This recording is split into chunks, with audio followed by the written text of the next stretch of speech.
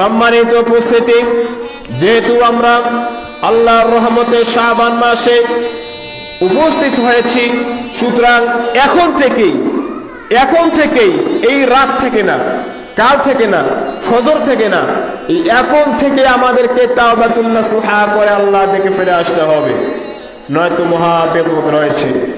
আল্লাহ রাসূল সাল্লাল্লাহু আলাইহি সাল্লাম তার উম্মাহকে জান্নাতে যাওয়ার জন্য, জান্নাতে পৌঁছার জন্য প্রত্যেকটি কাজ, প্রত্যেকটি পথ আমাদেরকে বাতলিয়ে দিয়ে গিয়েছেন,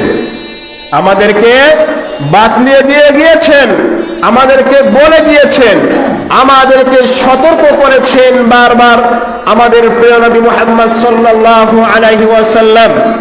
সুতরাং আজকে আমরা শাবানের গুরুত্ব নিয়ে আলোচনা করছি, অর্থাৎ এই শাবানের গুরুত্ব আমরা কোথা থেকে নেব?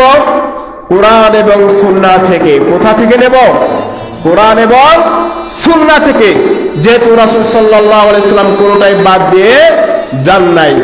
আর যদি মনে করি যে রাসূল মনে হয় প্রত্যেকটা কথা বলে যান নাই, তাহলে আমাদের ঈমানই ঠিক থাকবে না।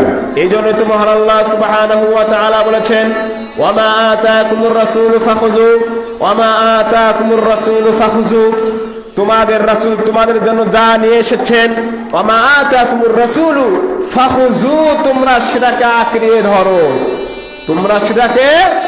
আঁকড়ে ধরো, ওয়ামা নাহাকুম আনহু, আর তিনি তোমাদেরকে যে বিষয়ে নিষিদ্ধ করেছেন সেটা পরিত্যাগ করো।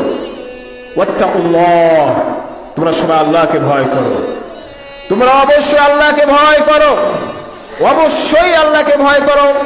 ইন্নাল্লাহা শাদীদুল ইকাব, আল্লাহ তাআলা শাস্তি প্রদানে খুবই দ্রুতগামী, আল্লাহ তাআলা কাউকে পরোয়া করেন না। আল্লাহু আজিজুন যু ইনতিকাম, আল্লাহু আজিজুন হাকীম, ইন্নাল্লাহা আলা কুল্লি শাইইন কাদির।